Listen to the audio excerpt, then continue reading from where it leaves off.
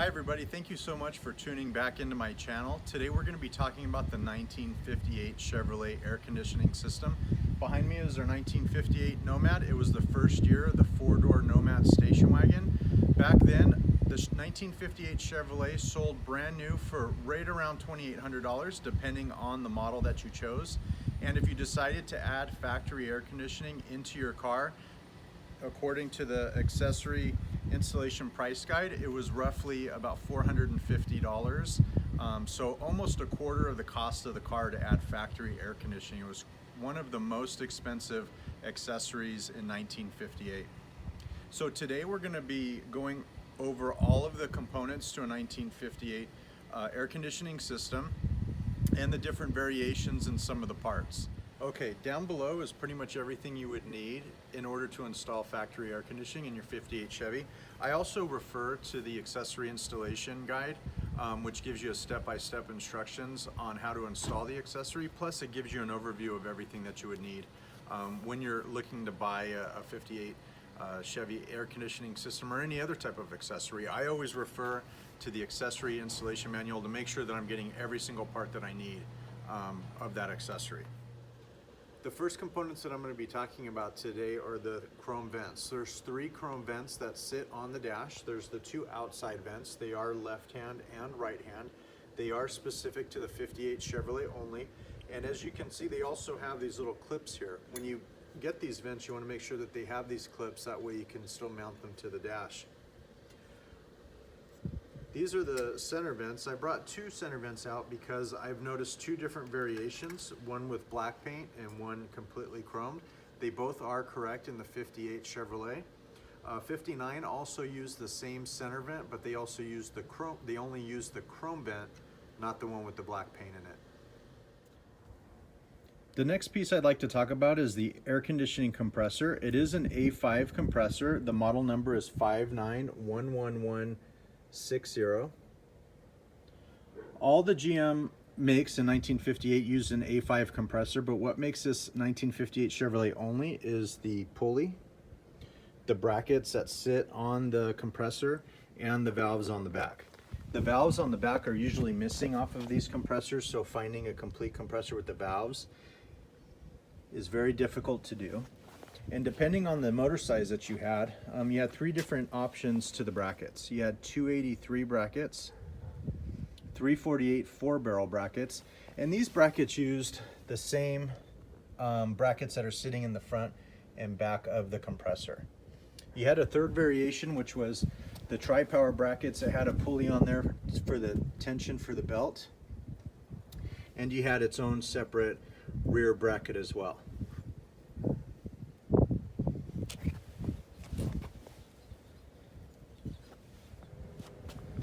That's the relay that sits on the firewall. It is a 939 relay.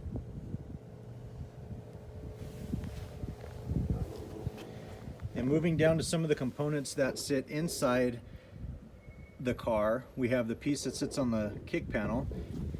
And when you find these kick panel pieces, this section here is notorious for being broken. So finding one that's not broken is pretty difficult. This fiberglass section here is the same section that sits in the kick panel. Normally it has the flapper inside of it, but this one is missing because it has the AC kick panel on the side there. This is the heater valve cover. This is on a non-AC car, and this is an AC car. As you can see, it's got a little groove in the AC one versus the non-AC one because they needed to clear the round section on the fiberglass piece, so it had to have a little cutout in there. So if you're installing factory AC in your 58, you would need to have the top cover sectioned out like that.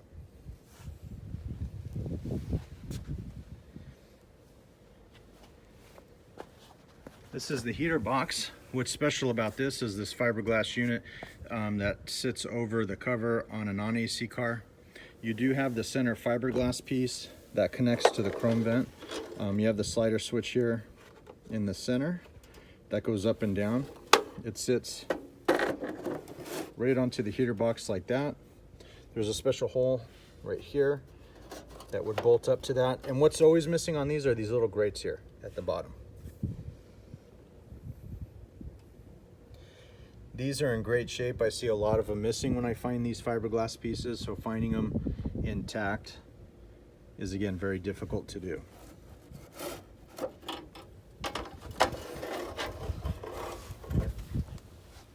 This is the evaporator box, also called the suitcase, and these are commonly missing out of 58 Chevys. When the car was being worked on, especially the motor, these were taken out and a lot of times they weren't put back in. So when I do find a 58 Chevy that was an air conditioning car, these tend to always be missing.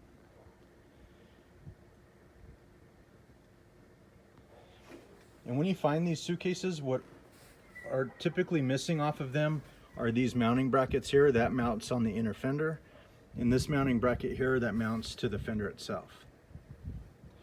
There's a hot gas valve, blower motor, and again, those are also specific to 58 Chevy. There's other hot gas valves and blower motors out there for air conditioned cars, but you have to have 1958 Chevrolet hot gas valves and blower motors in order for them to work on this suitcase. Now, when the suitcase is installed in the car, you do have to use a different transmission dipstick tube. I have 4 of them here. 2 of them are for non-AC cars and 2 of them are for AC cars. This is a Turbo Glide dipstick tube for a non-AC car, and this one here is a Turbo Glide dipstick tube for an AC car, and you could see how it has a big bend in it like that here at the bottom. And that was to offset that dipstick tube so you could check your transmission fluid. Same thing with the Power Glide. This is a non-AC transmission dipstick tube, and this one here has that bend in it. It's for AC cars.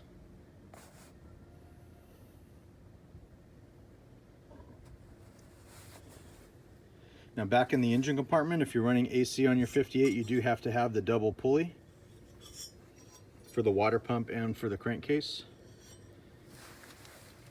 You also have this block off plate where the heater blower motor would go on your firewall.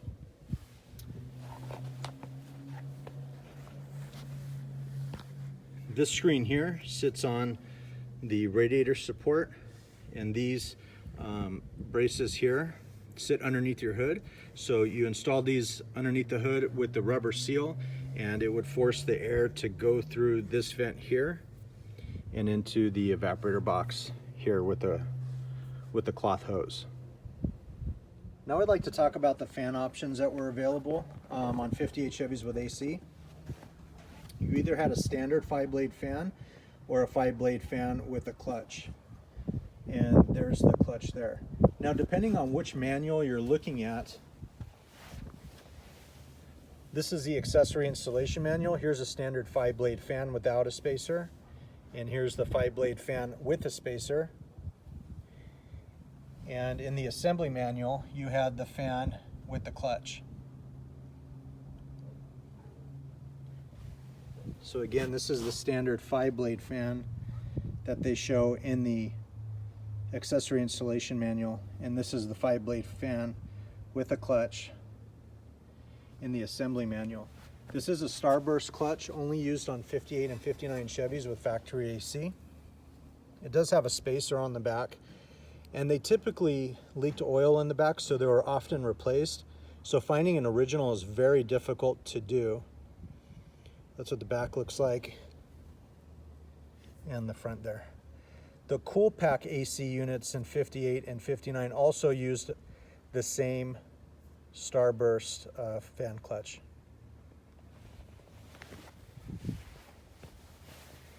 Now I'd like to take a look at another part that's frequently missing, and that's this little bracket right here. It's a fuel line bracket for air-conditioned cars. That bracket that they're showing there is for a 4-barrel carburetor. You had a bracket for a 4-barrel or 2-barrel, so you could have had it for 283 4-barrel or 348 4-barrel. This is the bracket here.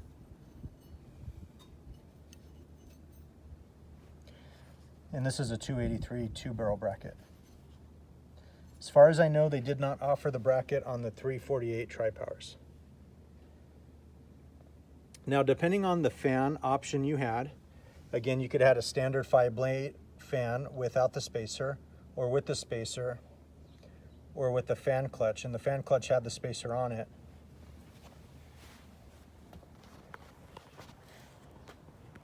There were 3 different fan shroud options. 283 had a fan shroud that typically had 3 ribs in it. If you had an AC car with a clutch or a spacer on the fan, you would have used the fan shroud with only 2 ribs in it. 348 with no spacer also used 2 ribs in the fan shroud.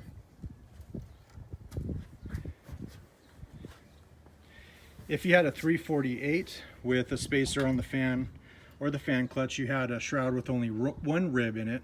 I often see these advertised as 348 AC fan shrouds, but they were also used on 348s without AC if you had a spacer on your 4-blade fan.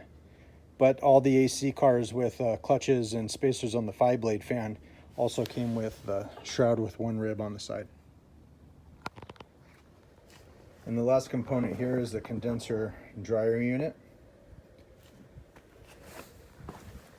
If you're looking to buy factory AC for your car, you want to make sure that you find one that is not rotted up and has a bunch of pinholes in it. It's hard to tell until you have them tested, but the bottoms normally rot out, and this one's in great shape.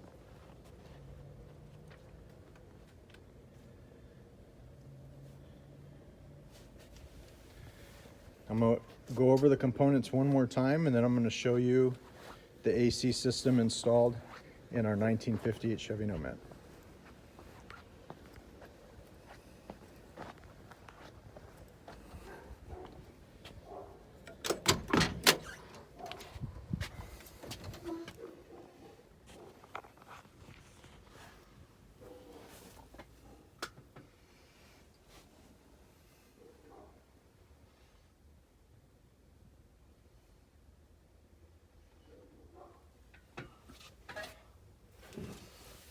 There's the center vent and the fiberglass pieces right behind it, showing you how that they mount.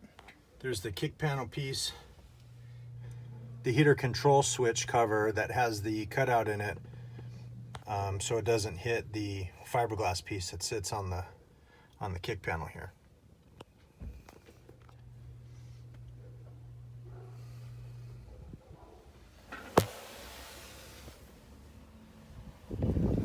All right, now I'm going to show you the engine compartment.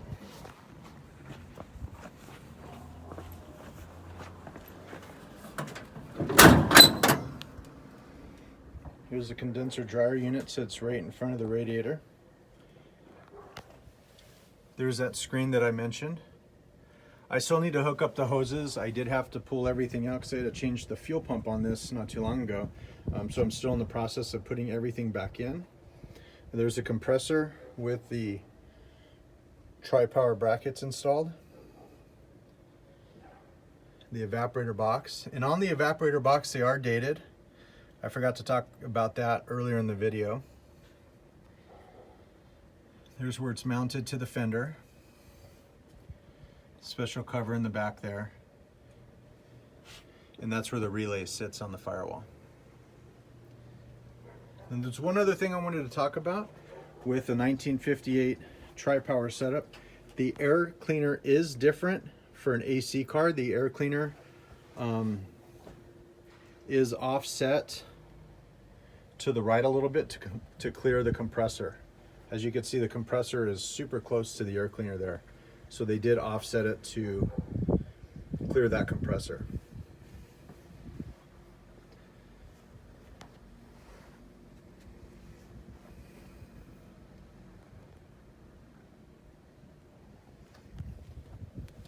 And to show you here, this date was from December 18th, 1957.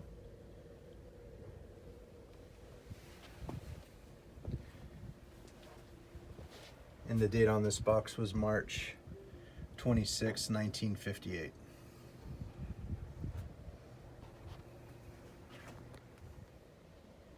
Thank you so much for watching my video today on the 1958 Chevrolet air conditioning system. If you haven't done so already, please like and subscribe. If you have any comments, please do so now, and I'd be happy to get back to you as soon as I can. My next video I'm going to be uploading is going to be on the 1958 Chevrolet level air suspension. I'm going to be uploading many more videos on 58, 59 Chevys and accessories, so please stay tuned.